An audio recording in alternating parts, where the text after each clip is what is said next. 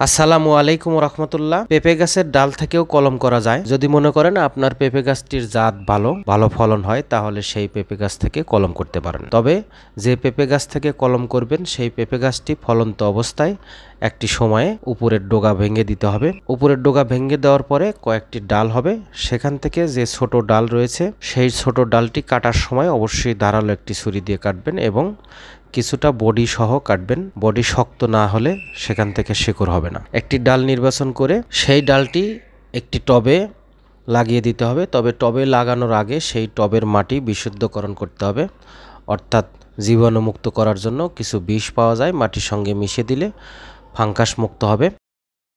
সেরকম একটি টব নিয়ে সেই টবের মাটি অবশ্যই শুকনো থাকতে হবে। সেরকম শুকনো অবস্থায় মাটিতে পুঁতে দিতে হবে। পুঁতে দেওয়ার পরে সেই টবটি একটি ছায়া স্থানে রাখতে হবে, যেখানে কোনো প্রকার রোদ না আসে সেরকম একটি জায়গায় রাখতে হবে। আলো যেন না আসে সেরকম একটি জায়গায় 2 দিন রাখতে হবে। 2 দিন রাখার পরে 3 দিনের বেলায় সেই টবটিতে হালকা কিছু পানি দিতে হবে এবং ধীরে ধীরে রোদ না পায় এরকম জায়গায়, অর্থাৎ শুধুমাত্র আলো আসে সেরকম জায়গায় আরও 2-3 দিন রাখতে হবে।